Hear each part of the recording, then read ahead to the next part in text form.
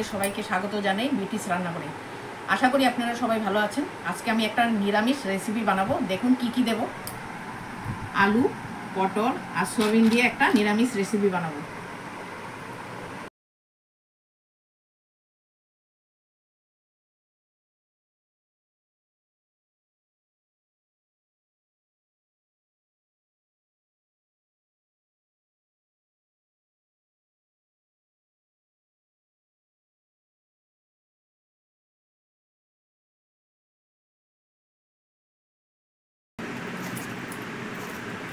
এভাবে করে কাটবেন।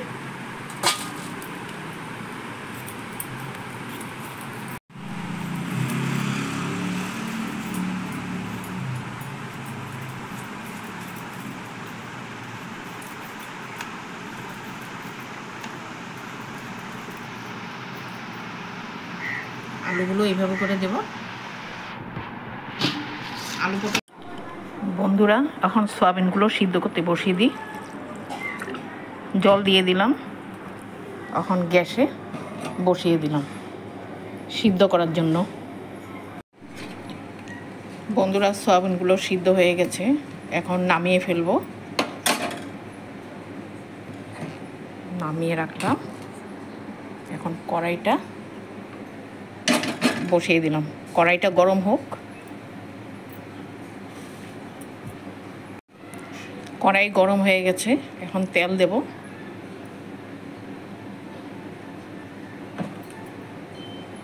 তেলটা গরম হলে আলুগুলো ভেজে নেব।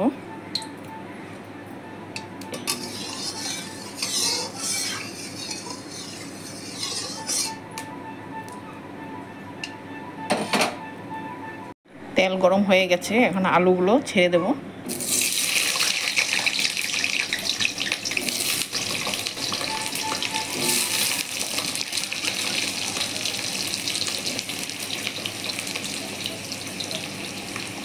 হলুদ লবণ দিয়ে দেব।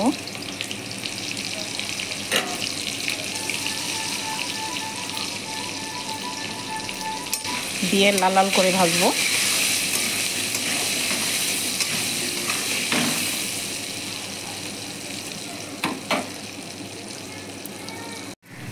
আলুগুলো লাল লাল করে ভাজা হয়ে গেছে, তার মধ্যে পটলগুলো ভেজে নেব একলগে।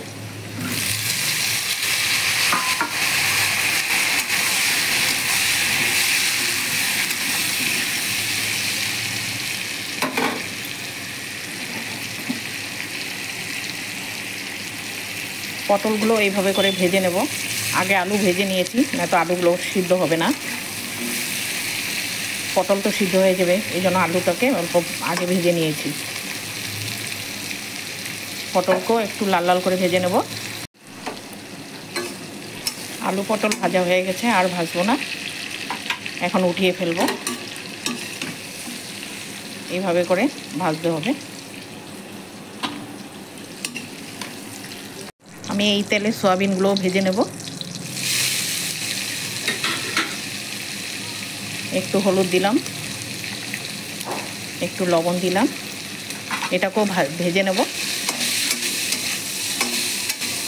ভালো করে ভেজে নেব।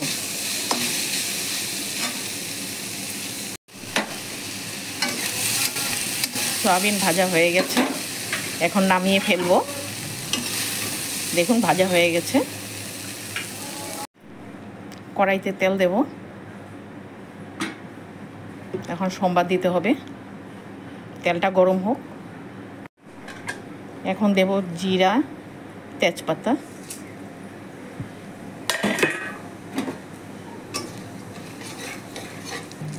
মশলাগুলো দিয়ে ভেজে নেব।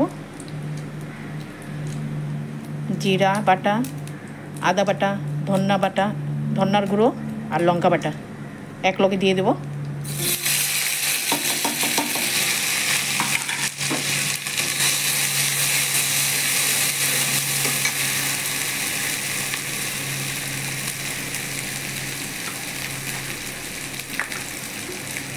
একটু জল দেব মশলা কষানোর জন্য।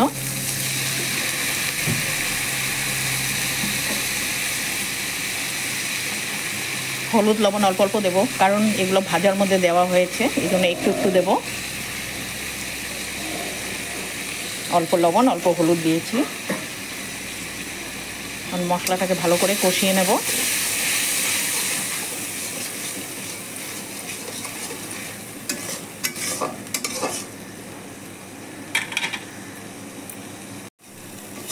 মশলাটা ভালো করে কষাতে হবে, ভালো করে না কষালে কাঁচা কাঁচা গন্ধ করবে।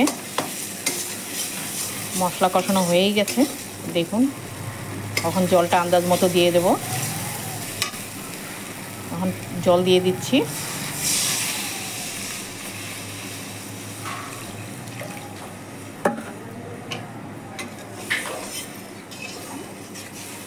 বন্ধুরা, আপনারা এইভাবে করে রেঁধে খেয়ে দেখবেন, খুব ভালো লাগে। এই গরমের মধ্যে কম মশলা দিয়ে নিরামিষ খাওয়াটাই ভালো। এখন আমি আলু আর পটলটা দিয়ে দেব।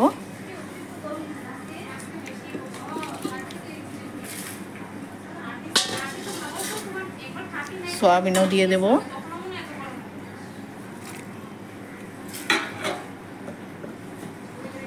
দিয়ে ভালো করে নেড়ে দেব।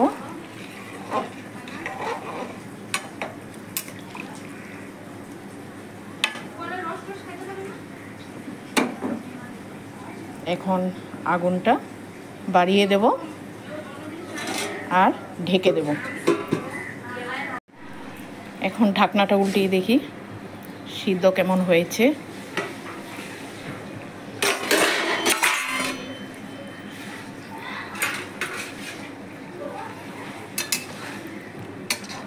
এখন দেখি আলুগুলো সিদ্ধ হয়েছে কিনা।